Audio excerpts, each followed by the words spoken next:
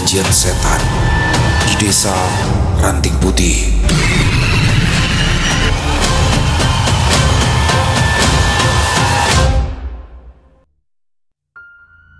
Seorang pria tua baru saja tiba di rumah keluarga Surya. Ia adalah Abah Kodon, bapak mertua dari Pak Surya. Warna putih pada baju koko yang dikenakannya terlihat kusam, demikian juga dengan jelujur di tepi kopiahnya yang tampak aut-autan. Abah Kodon memang pribadi sederhana. Meski secara finansial dirinya masih mampu membeli pakaian yang bagus. Tak terlalu lama, Abah Kodon menunggu di beranda. Pak Surya beserta istrinya muncul. Ada Abah? Sendirian aja, Bah? Tanya Sri, istri dari Pak Surya. Abah Kodon memberikan punggung tangan kanannya. Pak Surya dan Sri lantas segera mencium tangan orang tua itu secara bergantian. Ya Sri, Abah habis dari rumah teman, pulangnya mampir kemari. Sekalian ada yang ingin Abah sampaikan, sahut Abah Kodon seraya mengeluarkan sesuatu dari dalam tas lempangnya. Baik Sri maupun Pak Surya sama-sama terdiam. Keduanya masih menunggu benda apa yang akan dikeluarkan Abah Kodon dari dalam tasnya. Tak lama kemudian, 3 hari yang lalu, kakakmu Jumi datang bersama suaminya ke rumah Abah. Dan dia menitipkan ini kepada Abah untuk diberikan kepada kalian. Lanjut Abah Kodon sembari meletakkan sebuah undangan di atas meja. Sri segera mengambil secarik undangan tadi lalu membacanya. Di dalam undangan itu tertera nama Wulan, keponakannya yang akan melangsungkan prosesi pernikahan sekitar seminggu lagi. Nikahnya hari Sabtu, tanya Sri yang hanya dibalas anggukan oleh Abah Kodon. Kembali Sri memandangi setiap tulisan yang ada pada undangan di tangannya. Dari mulai nama calon mempelai, waktu akad nikah hingga resepsi, sampai ke bagian yang membuat wajahnya jadi sedikit kaku. Itu adalah nama desa, tempat di mana perhelatan tersebut akan diselenggarakan, yakni Ranting Putih. Rupanya, tak hanya Sri saja yang sepertinya mengalami rasa bimbang. Pak Surya, suaminya pun turut merasakan apa yang dirasakan oleh sang istri. Abah Kodon dengan cepat bisa membaca air muka pasangan tadi. Kalau kalian terlalu bimbang untuk menghadiri pernikahan itu, sebaiknya jangan dipaksakan, ucap Abah Kodon. Wulan ataupun Jumi sepertinya bisa memaklumi. Kalau Abah pikir undangan ini mungkin sifatnya hanya formalitas saja. Lagi pula, sumbangsi masih bisa diberikan dengan cara yang lain. Tidak harus selalu dalam bentuk kehadiran, imbu Abah Kodon. Betul, Bah. Sekarang kami benar-benar mengalami dilema. Di satu sisi, itu adalah acara pernikahan ponakan sendiri. Tapi di sisi lain, Ranting Putih bukanlah tempat yang aman untuk dikunjungi, Pak Surya menanggapi. Oleh sebab itu, saya menyarankan agar kalian tidak usah datang. Kalau mau cukup bantu Jumi secara materi saja, jelas Abah Kodon. Belum sempat Pak Surya atau Sri menanggapi kalimat tersebut, dari balik gerbang muncul Irwan yang baru pulang kuliah. Pemuda itu terkejut melihat kehadiran sang kakek di beranda rumahnya. Buru-buru Irwan menyambut Abah Kodon lalu mencium tangannya. Cucu Abah sudah berjaka. Habis dari mana? Tanya Abah Kodon sambil mengusap-ngusap kepala cucunya.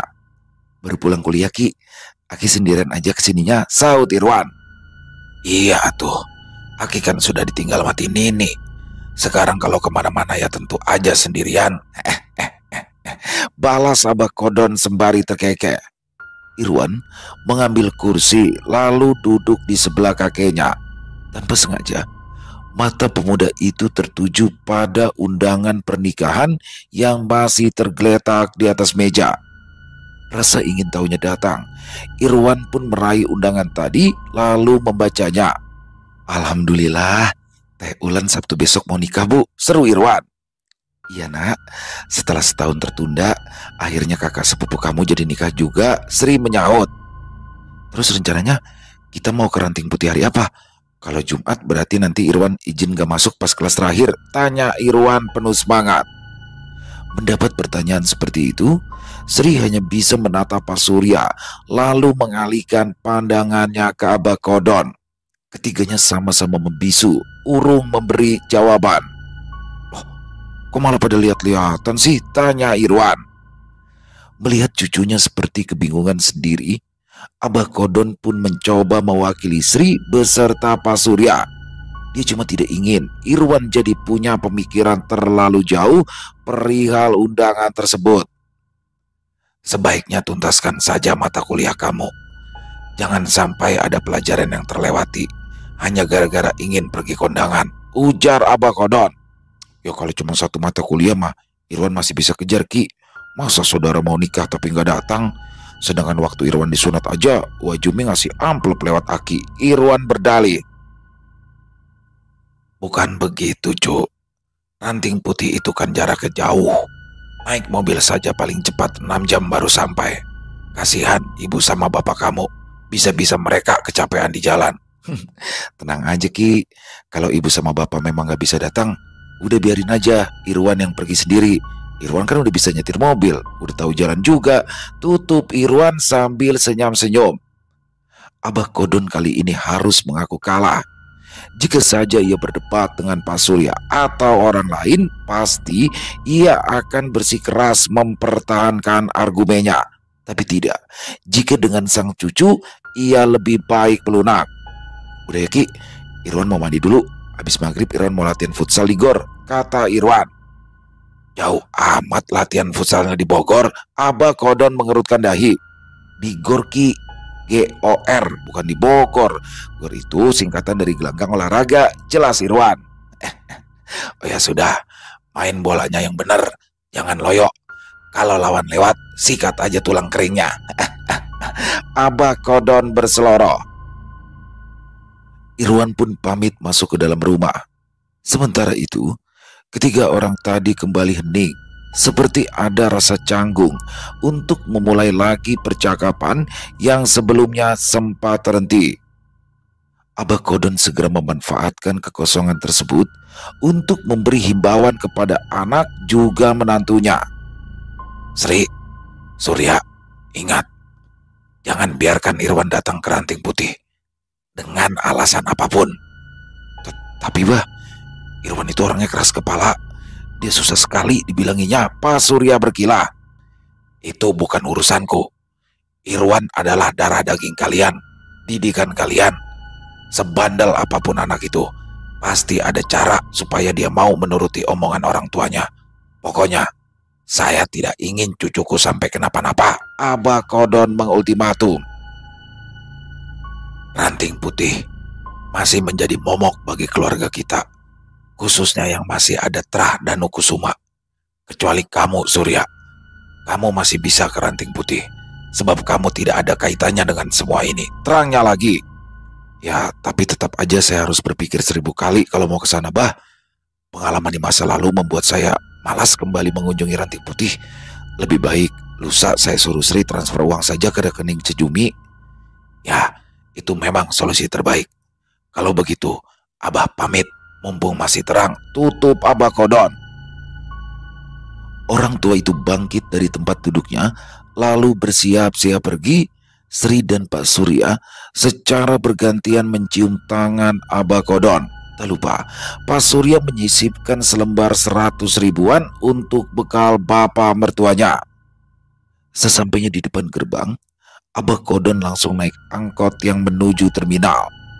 Selepas kepergian Abah Kodon, Pak Surya pun mengajak istrinya masuk ke dalam rumah. Jarum jam merayap sedemikian lambat, namun sang waktu seolah berjalan cepat. Hari pun berganti dengan berbagai ornamen peristiwa yang mewarnai hidup manusia. Tak terasa, 2 hari lagi, acara pernikahan Wulan akan segera dilangsungkan. Sejauh ini, Irwan santai-santai saja sebab ia mengira keluarganya akan berangkat ke perhelatan tersebut. Selepas pulang kuliah, Irwan segera menemui ibunya di halaman rumah. Saat itu, Sri tampak sedang menyirami tanaman hiasnya. Dengan sopan, Irwan bertanya kepada sang budak, "Bu, Bapak sudah servis mobil?" Sri menghentikan aktivitasnya sambil meletakkan selang air. Wanita itu pun merespon pertanyaan Irwan dengan pertanyaan lagi. "Belum. Memang mobilnya mau kamu pakai?" "Loh, Ibu gimana sih? Lusa kan nikahannya Teh Ulan. Kalau mobil nggak diservis dulu, nanti takutnya kenapa-napa Bu di tengah jalan." Sri bungkam. Ia tidak tahu harus berkomentar apa. Dalam diam, otaknya terus bekerja keras mencari cara agar bisa menemukan jawaban yang pas. "Kita tidak akan berangkat ke pernikahan Ulan, Nak. Asam urat bapak kamu kumat. Bisa bahaya kalau dipaksakan bawa mobil." "Loh kok gitu sih?" timpal Irwan kebingungan. "Jangan samakan kondisi fisik bapak kamu yang sekarang dengan yang dulu. Sekarang mengendarai mobil 2 jam aja dia udah gampang lelah. Apalagi kalau harus ke Ranting Putih. Lagi pula kemarin ibu sudah transfer uang kok ke Wajumi buat bantu-bantu biaya pesta. Jadi seandainya lusa kita nggak datang pun ya nggak masalah," terang Sri. Mendengar alasan ibunya, seketika muncul perasaan kecewa di dalam benak Irwan. Ia tidak menyangka jika kesempatan untuk bersilaturahmi dengan keluarga Jumi malah disia-siakan kedua orang tuanya. "Ah, kok bisa-bisanya nggak datang sih Bu? 3 tahun yang lalu waktu Wajumi nikahin anak pertamanya, kita juga nggak datang. Memangnya Ibu nggak pengen apa kumpul sama keluarga Ranting Putih?" protes Irwan. "Nggak boleh gitu Bu. Jangan sampai kita mati obor sama keluarga sana cuma gara-gara jarak," sambung Irwan lagi. "Bukannya begitu Nak. Kamu nggak akan ngerti masalahnya," balas Sri. "Masalah apa lagi sih Bu? Gini aja deh, kalau memang bapak sama ibu nggak mau datang, biar Irwan aja yang berangkat ke Ranting Putih." Sri terkejut kala mendengar kalimat tadi. Benar saja dugaannya, dia pasti akan bentrok dengan sifat keras kepala anaknya sendiri, dan hal itu pun terjadi. "Jangan ya Nak, nanti malam ibu akan ceritakan agar semuanya jelas," balas Sri dengan suara bergetar. Irwan mengangguk tanpa memberikan komentar apa-apa. Mungkin yang saat ini ia butuhkan hanyalah penjelasan. Sebuah penjelasan mengapa selalu ada larangan setiap akan berkunjung ke satu tempat bernama Ranting Putih. Selang beberapa saat kemudian, Irwan pun masuk ke dalam rumah. Sesuai ucapan Sri, malam itu ia pun memanggil anaknya ke ruang tengah. Pak Surya turut hadir di tempat tersebut sebagai penguat argumen sang istri. Dia tahu betul kapasitas istrinya yang tidak terlalu cakap dalam menjabarkan suatu permasalahan. Pak Surya juga paham watak Irwan yang akan selalu menuntut penjelasan untuk setiap kalimat yang menurutnya tidak rasional. Dan malam itu, ketiganya pun telah berkumpul dalam satu ruangan. Tanpa basa-basi, Sri segera saja memaparkan duduk perkaranya kepada Irwan. "Jadi, beberapa puluh tahun silam, kakek buyut kamu dan Kusuma telah membuat satu perjanjian dengan bangsa jin. Perjanjian itu sifatnya permanen, meski buyut kamu telah tiada. Bertahun-tahun hidup tanpa memiliki keturunan, barangkali membuat mereka kesepian. Akhirnya, Uyut Danu bersemedi di tengah hutan yang ada di Ranting Putih demi mendapatkan semacam wangsit ataupun petuah. Di satu waktu, ia kedatangan jin yang menguasai wilayah Ranting Putih. Jin itu mengetahui permasalahan buyut kamu dan menawarkan satu kesepakatan yang pada akhirnya disetujui. Raja jin tersebut menjanjikan keturunan kepada buyut kamu dengan syarat setiap satu generasi akan ada satu nyawa yang mati. Sekembalinya di rumah, Uyut Danu langsung mengabarkan hal itu pada istrinya. Tidak ada penolakan dari nenek buyut kamu. Dia hanya menuruti apa kata suaminya saja. Singkat kata, nenek buyut kamu mulai melakukan beberapa ritual yang diminta oleh jin tersebut. Irwan tampak mendengarkan penuturan ibunya dengan wajah serius, meski ia sendiri masih merasa heran dengan istilah kesepakatan tadi. Di zaman yang serba modern ini, cerita-cerita berbau klinik seperti itu mungkin hanya akan dianggap isapan jempol belaka. Pemikiran demikian terjadi pula pada Irwan. Ucapan jin tadi terbukti. Buyut kamu akhirnya mengandung sebulan setelah kesepakatan itu dicapai, dan lahirlah anak pertama, yaitu Aki Odon. Setelah sekian puluh tahun mendambakan momongan, akhirnya yang dinanti pun tiba. Buyutmu sangat menyayangi Aki Kodon, meskipun usia mereka saat itu sudah 40 tahunan. Ketika Aki Kodon berusia 7 tahun, Raja Jin pun datang sama buyut kamu untuk menagih janjinya. Dia bermaksud akan mengambil nyawa Ki Kodon, tapi Uyut Danu mencegahnya. Buyutmu lalu berjanji akan menyerahkan nyawa anaknya yang kedua, asalkan Ki Kodon tidak diusik oleh Raja Jin penguasa ranting putih itu. Setahun kemudian, lahirlah anak kedua yang cantik dan lucu. Tapi sayang, usianya hanya sampai 5 tahun saja, sebab Raja Jin itu keburu mengambil jiwanya. Singkat kata, buyutmu telah meninggal dunia dan hanya menyisakan Aki Kodon seorang diri. Sebelumnya, Ki Kodon telah diceritakan perihal perjanjian dengan Raja Jin oleh Uyut Danu. Hingga di kemudian waktu, Ki Kodon menikah dengan nenek kamu, lalu memiliki anak pertama, yaitu Uwa Ayub. Tidak terjadi apa-apa, meski usia Uwa Ayub sudah beranjak remaja. Aki Kodon lega. Dia jadi tidak menghiraukan ucapan mendiang Uyut Danu. Sampai akhirnya Uwa Jumi lahir. Barulah Raja Jin tersebut mendatangi Aki Kodon untuk meminta tumbal. Kakek kamu tidak berdaya, sebab Raja Jin itu mengancam akan menghabisi seluruh keturunannya jika tuntutan tadi tidak dituruti. Mau tidak mau, satu nyawa harus dikorbankan. Uwa Ayub akhirnya meninggal sebagai tumbal. Sampai akhirnya ibu lahir dan menginjak dewasa, kakekmu memutar otak agar bisa lepas dari perjanjian itu.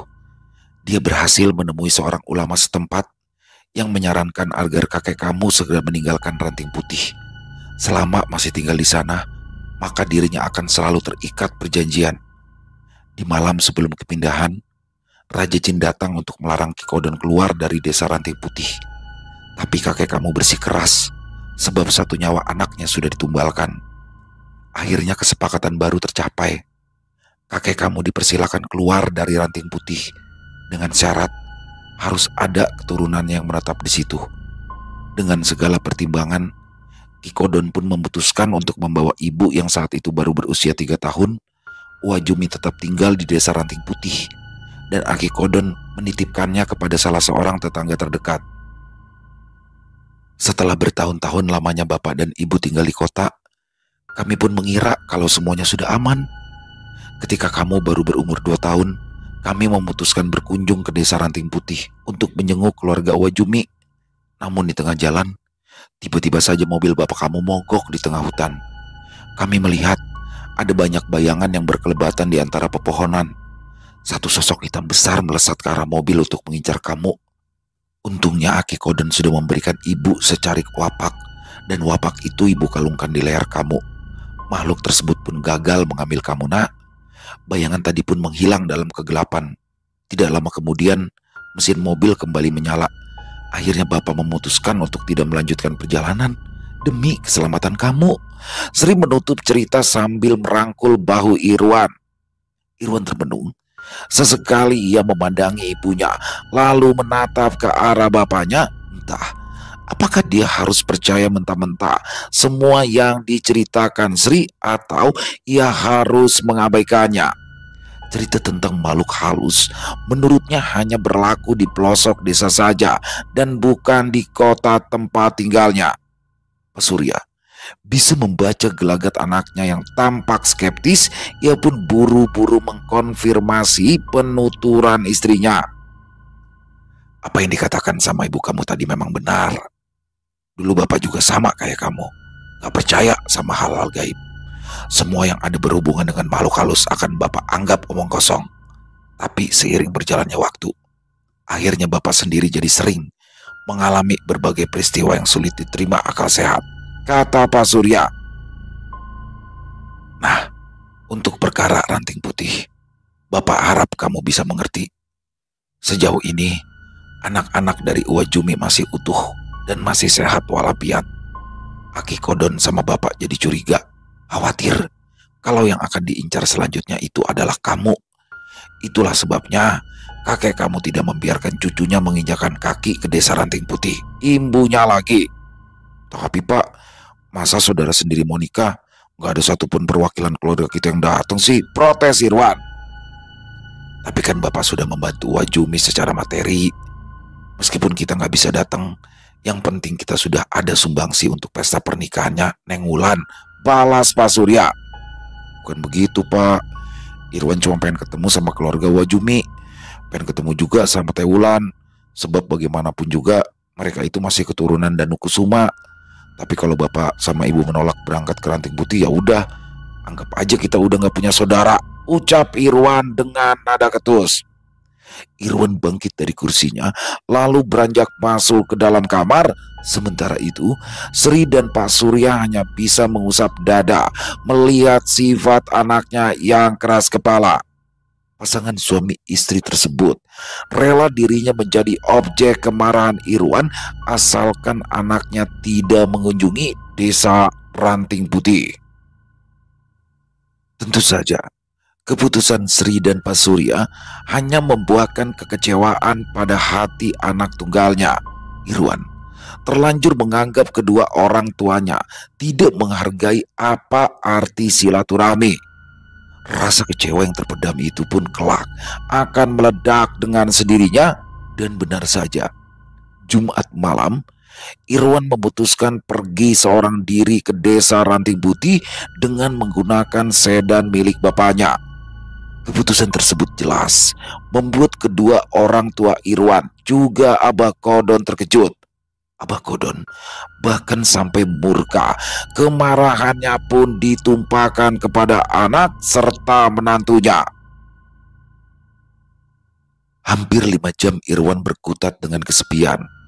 Sayup-sayup, suara radio masih setia menemani perjalanan panjangnya. Di luar sana, kondisi jalanan tidak seramai sebelumnya. Semakin kemari, semakin bisa dihitung jumlah kendaraan yang berlalu lalang. Hingga di satu momen, sedan yang dikendarai Irwan pun tiba di jalan beton yang permukaannya sudah dipenuhi lubang. Itu adalah akses satu-satunya menuju pelosok bernama Ranting Putih. Sebuah papan penunjuk arah yang terpancang di sisi jalan memudahkan Irwan untuk mengambil rute tersebut. Untung aja ada penunjuk arah, kalau enggak bisa-bisa kesasar nih, pikir Irwan. Masalah lain pun muncul, sebab Irwan baru sadar jika selama ini ia tidak tahu alamat rumah Uwajumi. Tidak kurang akal, segera saja ia menepi ke sisi jalan untuk menghubungi kakak sepupunya, Wulan. Panggilan telepon tersebut berhasil diterima Wulan. Irwan pun memberitahu posisinya saat ini. Tidak lupa, ia juga meminta Wulan agar mengirimkan alamat rumahnya. Alih-alih senang karena kedatangan adik sepupunya, Wulan malah kaget dan termangu. Jumi, yang kebetulan sedang ada di sebelahnya, langsung bertanya kepada Wulan, "Kamu kenapa melongo begitu, Neng?" Dengan suara berbisik, Wulan pun memberitahu jika Irwan sedang dalam perjalanan ke Ranting Putih seorang diri. Jumi ikut kaget mendengarnya. Dia langsung menyuruh Wulan memberitahu Irwan agar segera berbalik arah dan menjauh dari desa Ranting Putih. Wulan mengangguk. Ia pun kembali berbicara dengan Irwan. Tutur katanya dipilih sehalus mungkin agar tidak menyinggung perasaan sepupunya. "Irwan, punten pisan ini mah. Bukannya Teh Ulan gak berkenan, tapi semua kamar di sini udah penuh sama barang-barang seserahan. Ruang tengah juga udah ditempatin sama saudaranya Bapak. Mumpung belum sampai, mending kamu balik arah aja ya. Kan gak enak juga kalau nanti sampai di sini tapi gak kebagian tempat istirahat. Wulan berdalih. Wah, kalau masalah itu mah tenang aja tuh teh. Irwan masih bisa tidur di mobil, saut Irwan sembari cengengesan. Ya jangan atuh, nanti badan kamu pada sakit semua. Lagi pula besok itu mah resepsinya sederhana banget. Cuma ngundang tetangga sama saudara-saudara bapak doang. Wulan terus beralasan. Ih, Teh Wulan gimana sih? Irwan udah jauh-jauh datang ke sini malah disuruh balik. Irwan mulai merasa jengkel. Bukan maksud Teh Wulan nolak kedatangan kamu, Wan. Wah Jumi sama Teh Wulan seneng kamu bela-belain datang ke nikahan Teh Wulan. Tapi ada hal lain yang harus kamu perhatiin. Teh Wulan mah yakin Aki Kodon atau ibu kamu pasti udah cerita masalah itu. Iya, Irwan udah tahu. Ibu juga sudah menceritakan perihal ranting putih dan keturunan Danu Kusuma. Tapi Irwan gak percaya sama yang begituan. Mungkin itu bisa aja terjadi di masa lalu. Sekarang kan udah zaman modern. Teh Wulan kan juga sarjana. Pola pikir Teteh seharusnya lebih maju dari cara pandang orang-orang zaman dulu. Kini gantian Irwan yang berdalih. Mendengar adik sepupunya mulai mengkait-kaitkan gelar pendidikan dengan cara berpikirnya, sontak Wulan pun jadi kesal. Teh Wulan emang sarjana, tapi Teh Wulan juga masih menghargai ucapan orang-orang dulu. Dan ingat, modernisasi tidak ada relevansinya dengan pantangan yang dihadapi keluarga Danu Kusuma saat ini. Sekarang lebih baik kamu kembali. Jangan sampai Ki Kodon tahu kalau kamu kemari. Wulan mulai berani berkata tegas. Irwan terenyak mendapatkan respon semacam itu dari saudara sepupunya. Namun belum sempat dirinya membalas, Wulan sudah terlebih dulu menutup panggilan. Irwan marah. Ia tampak bersungut-sungut sendiri sambil menendang ban mobil. Dasar udik. Udah sarjana tapi cara pikirnya masih aja deso, umpatnya. Irwan kembali masuk ke dalam mobil. Ia sama sekali belum punya rencana harus kemana. Sejenak ia pun berpikir keras. Meski ada panggilan hati untuk pulang, namun ia tetap kerasan ingin menghadiri pesta pernikahan Wulan. Entah mendapat ilham dari siapa, Irwan akhirnya memilih untuk lanjut ke Ranting Putih. Nggak dikasih alamat nggak masalah. Memangnya desa Ranting Putih seluas apaan sih? Nanti kalau di depan ketemu orang, aku akan minta petunjuk ke arah sana, gumamnya. Irwan menginjak pedal gas. Sedan itu pun kembali melaju di atas jalanan beton. Hati Irwan masih dongkol, tapi ia berusaha agar tetap fokus pada tujuannya. 15 menit kemudian, sampailah dia di satu persimpangan. Ada sebuah gapura beton berwarna putih kusam berdiri tegak di sana. Irwan bisa dengan jelas membaca tulisan "Selamat datang di Desa Ranting Putih". Irwan melirik ke arah jalur menuju Ranting Putih. Tekadnya mendadak surut begitu ia melihat kondisi jalanan yang lebih rusak dengan pepohonan tinggi menjulang di sisi jalannya. Dan ini desa Pahutan, di mana rumah penduduknya, ucap Irwan dalam hati. Irwan masih terpaku di depan gapura.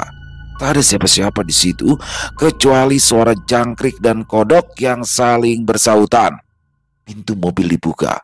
Irwan lantas turun dari kendaraan itu. Irwan melongo sambil memandangi kondisi jalanan yang gelap tanpa satu pun penerangan. Seketika keraguan muncul. Ia khawatir ada begal atau rampok yang sudah menantinya di balik kegelapan. Jalan terus saja, Jang. Tinggal ikuti saja jalanannya. Nanti juga sampai ke Ranting Putih, ucap suara misterius yang terdengar dari arah gapura. Irwan kaget mendengar suara tadi. Ia pun langsung memalingkan wajahnya ke sumber suara tersebut. Seorang kakek berpakaian serba hitam tampak berdiri di bawah gapura. Irwan merasa heran, sebab sedari tadi ia sama sekali tidak melihat ada siapa-siapa di tempat itu. Kakek muncul dari mana? Tanyanya dengan suara terbata. Dari tadi juga saya berdiri di sini. Kamu saja yang gak lihat. Orang kalau lagi bingung, jadi nggak sadar sama yang ada di depannya. Balas si kakek seraya terkekeh. Anu kek, apa benar ya itu jalur menuju Ranting Putih? Tanya Irwan lagi. Ya benar, Ranting Putih masih 4 kilometer lagi. Tidak jauh dari sini, kau akan memasuki hutan. Setelah melewati hutan, barulah kamu bisa menjumpai perkampungan. Wajah Irwan mendadak sumringah kala mendengar jawaban si kakek. Dia merasa senang sebab tujuannya cuma berjarak 4 kilometer lagi. Sebagai rasa terima kasih, Irwan pun menawarkan tumpangan pada kakek tersebut. Ngomong-ngomong, kakek mau ke Ranting Putih juga ya? Kalau iya, lebih baik bareng sama saya aja kek. 4 kilo kan lumayan jauh kalau jalan kaki. Tidak usah, silakan dilanjut saja. Lagian saya bukan warga sana, saut si kakek sambil berlalu meninggalkan Irwan. Irwan tidak berusaha menghalangi kakek tadi. Ia hanya terdiam menatap pria tua itu menyeberangi jalan yang sepi. Ternyata si kakek berbeda tujuan, pikirnya. Gas lagi 4 kilo doang, paling gak sampai 30 menit, ujar Irwan sembari menarik tuas persneling. Roda mobil kembali berputar, menerbangkan kerikil dan debu ke udara. Deru mesin lagi-lagi merobek kesunyian. Di tengah gulita, lampu sedan yang dikendarai Irwan berkelebatan ke sana kemari. Sesuai ucapan kakek tadi, tidak jauh dari gapura rimbunnya hutan menyongsong kedatangan Irwan. Ini adalah kali pertama dirinya berkendara seorang diri memasuki hutan. Tak ada kendaraan lain yang melintas, membuat perasaan Irwan jadi lebih was-was. Dia berharap tidak ada sekelompok begal yang tengah berkamuflase di antara kegelapan. Di tengah perjalanan, mendadak mesin mobilnya mati. Irwan panik, berkali-kali ia melirik ke arah full meter atau indikator bahan bakar. Ia berani memastikan jika bensin masih aman. Sekali lagi, ia mencoba menstarter mobil, namun urung menyala. Irwan kalang kabut, mengingat dirinya tidak terlalu paham urusan mesin. Kalaupun membuka kap mobil, ia tidak akan tahu apa saja yang harus diperiksanya. Suwe, mana lagi di tengah hutan lagi, umpatnya seraya memukul setir. Gini nih, kalau mobil jarang diservis, ada aja kendalanya. Tahu bakal begini, mending diem aja di rumah. Lanjut Irwan lagi. Tak ada pilihan lagi selain menyalakan lampu hazard. Gelapnya hutan seketika menjadi remang oleh pijar lampu darurat yang berkedip-kedip. Irwan hanya bisa duduk penuh rasa gelisah. Andai saja ada pengendara lain yang melintas, tentu ia bisa meminta pertolongan. Perasaan menyesal lantaran ngotot ingin pergi ke Ranting Putih mulai timbul di benaknya. Sekarang, di saat kondisinya seperti ini, ia sama sekali tak bisa berbuat apa-apa. Irwan mendadak ingin buang air kecil. Mungkin gara-gara terlalu lama kedinginan terpapar AC, buru-buru ia keluar dari mobil lalu mencari spot yang menurutnya enak untuk membuang air seninya. Urin pun memancar mengenai belukar. Kini perasaan pemuda itu jadi sedikit lega. Baru saja Irwan menarik resleting celananya, tiba-tiba saja dia mendengar ada sesuatu yang mencoba menyeruak dari balik pepohonan. Suaranya amat jelas. Semakin lama semakin mendekat ke arahnya. Seketika Irwan menyangka jika itu adalah hewan liar. Tanpa pikir panjang, ia langsung berlari memasuki mobil dan menguncinya. Dari dalam mobil, samar-samar ia bisa melihat beberapa batang tanaman bergoyang secara serempak, hingga akhirnya ia menyaksikan sekelebatan bayangan hitam yang melesat di antara pepohonan. Allahu Akbar, apaan itu? Ucapnya dengan suara terbata. Belum sempat rasa penasarannya hilang, tiba-tiba saja ada sesuatu yang melayang turun dari tajuk pepohonan. Sesosok makhluk berjubah kelabu tampak sudah ada di depan mobil. wajahnya tak nampak sebab tertutup tudung dan hanya jemarinya saja yang bisa jelas terlihat. Jari-jarinya jenjang dengan kuku-kuku runcing yang panjang. Sosok tersebut masih berdiri tenang namun tetap memancarkan aura yang mengancam. Irwan yang ketakutan dengan segera menyalakan mobil. Tapi sepertinya dia lupa kalau mobilnya sedang mogok. Rasa frustasinya memuncak seiring sosok tersebut yang kian mendekat. Siapa? Siapa kamu? Dari hadapanku, nyala! Seru Irwan dengan wajah yang mulai pucat. Tiba-tiba saja, brak! Satu hantaman keras mengenai atap mobil. Irwan terperanjat sambil berteriak histeris meminta tolong. Namun sekeras apapun ia berteriak, tentu tak ada orang yang akan mendengarnya. Brak! Terdengar satu hantaman lagi sampai membuat atap mobil tersebut agak penyok. Irwan sama sekali tidak tahu benda apa yang barusan menghantam sedan bapaknya. Mendadak dia melihat ada bayangan putih yang meloncat dari atap ke kap mobil. Irwan melongo menyaksikan objek putih yang kini sudah ada di depan mukanya. Sosok tersebut berbalut kafan lusuh yang sudah koyak. Entah itu apa, sebab Irwan cuma bisa melihat bagian bawahnya saja. Irwan berusaha melongok dari kaca mobil agar bisa menatap jelas ke arah sosok tadi. Tapi sayang, itu adalah usaha terbodoh yang baru saja ia lakukan. Sepasang mata menyala, melirik tajam ke arah Irwan. Tak jelas seperti apa wajahnya sebab hanya bayangan putih saja yang tampak di tengah kegelapan. Aroma busuk sontak menyeruak. Sekalipun Irwan sudah menutup rapat kaca mobil, sosok misterius tadi melompat ke tanah. Seketika Irwan pun sadar jika yang dilihatnya adalah sesosok pocong. Sial, kelap-kelip lampu darurat malah membuat penampakan tersebut semakin jelas terlihat. Nyali Irwan runtuh. Ia langsung menyembunyikan wajah di balik kedua lututnya. Brak! Satu hantaman keras mengenai kaca jendela tempat Irwan duduk. Irwan tersentak lantaran pocong tadi sudah berada di sebelah kanannya. Pemuda itu tergagap-gagap sambil berusaha pindah ke kursi di sebelahnya.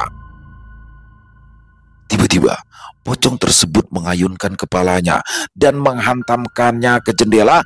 Kaca jendela mulai rengat. Barangkali satu atau dua hantaman lagi, maka kaca itu akan pecah beramburan. Pergi, pergi! Irwan menjerit ketakutan. Mendadak pocong tadi berhenti menanduk kaca sedan. Apakah ia terpengaruh oleh jeritan Irwan barusan? Entahlah. Yang pasti setelah itu terdengar suara dari sosok berjubah kelabu yang sedari tadi masih berdiri di depan mobil. Rupanya keturunan Danukusuma sendiri yang datang kemari. Mendengar nama kakek buyutnya disebut, secara spontan Irwan memberanikan diri untuk mengintip. Kini tanda tanya mulai berkecamuk. Siapakah sosok yang barusan menyinggung nama Danukusuma, pikirnya. Tidak salah lagi. Ini pasti korban ketiga yang dikehendaki Paduka Gendrapati. Lanjut sosok berjubah itu. Enggan mati konyol di tangan makhluk misterius tadi, Irwan pun berinisiatif untuk mencoba kembali menstarter mobilnya. Tak ada progres. Mesin hanya nyaring mengaum namun tak kunjung menyala.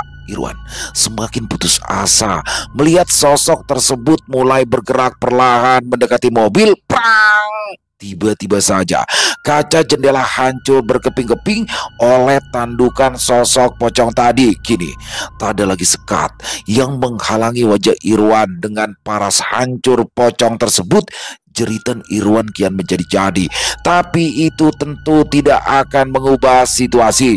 Mendadak sebuah tangan menjulur dari belakang kursi sopir dan langsung mencengkram wajah Irwan. Irwan gelagapan. Kedua tangannya kini sibuk melepaskan cengkraman tersebut. Dari kaca spion depan, samar-samar Irwan bisa melihat ada perempuan dengan wajah yang seutuhnya tertutupi rambut. Entah itu siapa, namun tangan wanita tadi benar-benar terasa sangat dingin dan penuh kerutan. Pipi Irwan mulai meneteskan darah. Dari setiap luka yang disebabkan oleh kuku sosok tersebut, Irwan mengerang kesakitan. Bahkan ia sempat berpikir jika inilah akhir dari hidupnya. Tidak perlu meronta, anak muda. Sekeras apapun perlawananmu, jiwamu tetap akan bersemayam di hutan ini. Ini adalah hutan, tempat di mana leluhurmu, Danu Kusuma, melakukan perjanjian dengan Paduka Gendrapati. Tanpa campur tangan Gendrapati, mustahil Danu Kusuma akan memiliki keturunan. Perjanjian tetap perjanjian. Danu memang sudah mati, tapi kesepakatan itu akan terus berjalan hingga 7 keturunan. Lagi pula, tuntutan Paduka Gendrapati tidaklah berat. Cukup 1 nyawa dalam setiap generasi. Cukup 1 nyawa, pungkasnya lagi. Selepas sosok berjubah itu mengakhiri ucapannya, bekapan di wajah Irwan pun kian kuat. Irwan menggelepar, kakinya mencoba menendang ke sana sini. Gerakannya sudah tak lagi terkendali, hanya demi bisa terlepas dari cekalan makhluk tadi. Satu tangan lagi tampak mencekik jakun Irwan. Tayal, pemuda tersebut jadi terbatuk. Asupan oksigen mulai menipis. Sepasang mata Irwan memerah dan berkaca-kaca. Irwan meringis manakala kuku-kuku tajam itu menghujam tenggorokannya. Ia hanya bisa bergerak semampunya. Tenaganya telah habis seiring dengan tersumbatnya sistem pernafasan. Kepalanya pening, pandangannya kabur. Sayup-sayup Irwan bisa mendengar suara seorang wanita yang memanggil-manggil namanya. Suara itu sangat mirip dengan suara Wulan, kakak sepupunya. "Selamat tinggal, Teh Wulan. Selamat tinggal Bapak dan Ibu," ucap Irwan dengan dada lirih dan sedih. Sekalipun hari itu Irwan harus mati, namun ia tak sudi jika kematiannya malah menyisakan penyesalan. Rasa nyeri akibat luka pada batang lehernya sudah tak diraukan lagi. Andai saja di saat genting seperti ini ada Abah Kodon, sudah pasti sang kakek akan mati-matian menolongnya. Tapi sayang, goresan takdir sepertinya menginginkan Irwan meregang nyawa dengan cara menyedihkan. Sekali lagi, Irwan bisa mendengar dengan jelas suara Wulan yang berulang kali memanggil-manggil namanya. Kesadaran Irwan perlahan-lahan mulai hilang. Matanya setengah terbelalak. 2 tetes air tampak meleleh dari sudut matanya. Dalam ketidaksadarannya itu, Irwan melihat ada seorang perempuan belia berparas cantik. Tapi dia tidak sendirian, sebab di sebelah kanannya ada sosok berjubah kelabu sedang mencekal lengan si perempuan tersebut. "Jangan sia-siakan hidupmu," ujar perempuan itu. "Mulai sekarang, belajarlah menghargai nasihat orang lain," sambungnya lagi. Kelopak mata Irwan berkedip. Meski ia masih belum siuman, ia melenguh, seakan-akan sedang mencoba berinteraksi dengan sosok yang dilihatnya di alam bawah sadar. Irwan sama sekali belum pernah berjumpa dengan wanita tadi, tapi ia merasa sangat familiar dengan suaranya. Ya, itu memang suara Wulan, kakak sepupunya. "Selamat tinggal, Irwan. Tolong sampaikan salamku untuk Umi dan juga Abah," ucap perempuan itu sambil menitikkan air mata.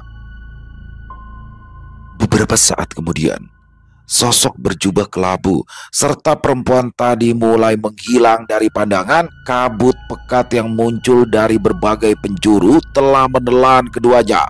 Bersamaan dengan itu, kesadaran Irwan berangsur-angsur pulih. Sayup-sayup ia bisa mendengar suara gaduh bercampur dengan isak tangis di sekelilingnya. Matanya terbuka. Saat itu juga ia kembali bersentuhan dengan dunia nyata.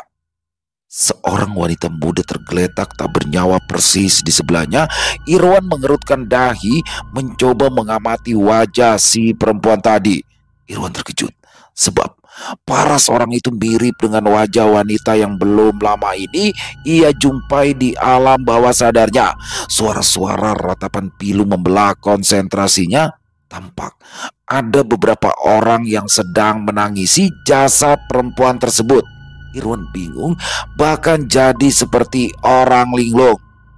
"Itu adalah kakak sepupu kamu, Wulan," ucap seorang lelaki tua yang sedang berusaha menenangkan istrinya. Rupanya lelaki tua itu adalah Samidi, suami dari Wajumi, sedangkan Wajumi masih menangisi anak gadisnya yang kini sudah bergelar almarhumah.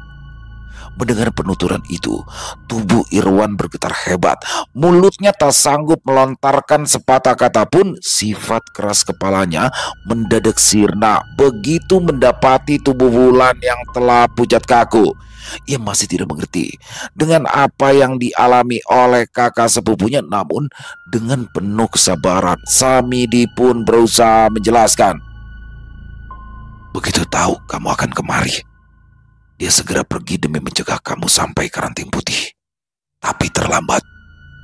Wulan sengaja mengorbankan nyawa sendiri demi kamu, demi menyelamatkan orang yang terlalu egois." Suara Samidi terdengar bergetar menahan amarah. Irwan menundukkan wajah. Ia menyadari kecerobohannya. Meski terlihat bodoh, namun hatinya tak kalah hancur dengan Samidi atau Wajumi. "Tidak tahukah kamu, jika kakak sepupumu pagi nanti akan melangsungkan pernikahan? Tidak sadarkah kamu kalau perbuatan kamu telah merenggut kebahagiaan kami?" Wajumi menimpali sekali lagi. Irwan meraung sejadi-jadinya. Ya, penyesalan memang selalu datang terakhir. Namun sekeras apapun tangisannya, itu tidak akan mengembalikan jiwa Wulan yang sudah berkorban demi dirinya. Hari itu, tak ada senyum ceria Wulan yang seharusnya terpampang di atas pelaminan. Sungguh ironis, sebab Wulan harus mengembuskan nafas bukan di dalam pelukan atau pangkuan pendamping hidupnya. Waktu terus berlalu dengan sangat lambat. Masa silam yang getir dan juga pilu masih membayang-bayangi ingatan Irwan. Satu nyawa harus melayang akibat keegoisannya. Namun di sisi lain, Irwan juga bersyukur sebab dirinya masih diberi keselamatan. Hanya jelaga yang tercipta pasca kejadian itu. Keretakan mulai terjadi di antara keluarga Wajumi dengan Sri. Jumi yang masih belum bisa merelakan kematian Wulan memutuskan untuk tidak lagi berhubungan dengan Sri beserta keluarganya. Ya, hidup kadang tidak berlaku adil. Dosa ataupun aib para pendahulu kerap kali harus ditanggung oleh penerusnya. Andai setiap orang ikhlas menerima segala titis tulis darinya, tentu hal seperti ini tidak harus terjadi. Selesai. Wow, luar biasa kisah dari Bang Aldi. Waduh, Irwan bener-bener ngeselin nih dari awal sampai akhir, bener-bener ngeselin. Dan kenapa nggak dia aja? Pasti gitu ya harapan teman-teman. Harapan saya juga sih. Malah akhirnya Teh Wulan yang berkorban demi dirinya. Udah dibilangin jangan. Oke, kalau emang keluarganya, orang tuanya, siapapun belum ngasih tahu alasannya, oke. Namanya anak muda, penasaran, wajar. Tapi ini udah dikasih tahu konsekuensinya, penyebabnya apa, tetap masih nekat ke sana. Kayak apa ya? Kayak bener-bener ngeselin banget, nyolotin banget ini anak ini ya. Dia nekat pergi begitu aja bawa mobil bapaknya. Dan bener-bener ya, udah Teh Wulan juga udah bilang nggak usah. Pertama masih halus tuh. Alasannya rumahnya penuh ya kan. Tapi akhirnya dikasih tahu lagi yang sebenarnya, masih juga nekat dia, bener-bener ngeselin banget nih. Dan akhirnya terjadilah itu. Dan Teh Wulan ngapain juga ya harus berkorban buat modelan yang kayak begitu. Kecuali mungkin dia nggak tahu ya. Kecuali mungkin dia nggak sengaja. Ini kan tahu dan dia sengaja banget tuh kayak malah nantang. Ya begitulah manusia ya. Kadang-kadang terutama anak muda udah dikasih tahu masih ngeyel. Jadi pelajaran juga. Dan harusnya sih memang orang tuanya Irwan lebih keras nih. Lebih keras menahan anaknya. Di sini bentuk kalau menurut saya didikannya kurang inilah ya, kurang keras. Jadi Irwan jadi sosok pembangkang seperti itu. Dan juga menurut saya perjanjian ini dilakukan ya itulah karena manusia yang tidak menerima semuanya akhirnya memaksakan kehendak. Dia nggak bisa punya anak, akhirnya di umur 40 tahun berusaha menempuh jalan yang sesat sehingga akhirnya mengorbankan anak keturunannya dari buyut ya kan, dan terus sampai 7 turunan. Semoga kita dijauhkan dari hal-hal yang tidak baik ya teman-teman ya. Dan sekali lagi kami ucapkan terima kasih kepada Bang Aldi atas kisahnya yang luar biasa. Ditunggu lagi untuk kisah-kisah selanjutnya. Dan semoga kisah barusan bisa menghibur teman-teman semua ya. Para pecinta penikmat horor misteri, lebih khususnya lagi kepada para subscriber dari channel Ilo Bercerita. Buat yang punya komentar lain silakan bisa menuliskan di dalam kolom komentar. Buat yang suka dengan videonya bisa diklik tombol like-nya, tombol jempolnya. Boleh juga dibantu di-share ya link videonya ini ke teman-teman yang lain agar juga ikut merasa terhibur. Dan buat teman-teman yang belum subscribe channel Elo Bercerita, bisa diklik dulu tombol subscribe ya. Jangan lupa lonceng notifikasinya dinyalakan agar teman-teman selalu mendapatkan notifikasi dari konten-konten yang akan kami upload selanjutnya. Dan untuk channel Elo Bercerita kami upload setiap hari teman-teman ya, setiap malam jam 9 malam waktu Indonesia bagian Barat. Kami juga ingin mengucapkan terima kasih kepada seluruh teman-teman yang sudah selalu setia hadir, yang sudah selalu mendukung kami. Karena teman-temanlah kami selalu bersemangat berkarya di setiap harinya. Di akhir kata, saya Ilo mengucapkan permohonan maaf apabila mungkin dalam pembawaan kisahnya barusan ada kata-kata saya yang salah ataupun ada kata-kata saya yang mungkin kurang berkenan. Saya mohon dibukakan pintu maaf yang seluas-luasnya. Sampai berjumpa lagi di konten-konten kami selanjutnya yang pasti tidak kalah serunya, yang pasti tidak kalah horornya. Masih bersama saya Ilo di channel Ilo Bercerita. Salam sehat, sukses selalu untuk kita semua. Wassalamualaikum warahmatullahi wabarakatuh.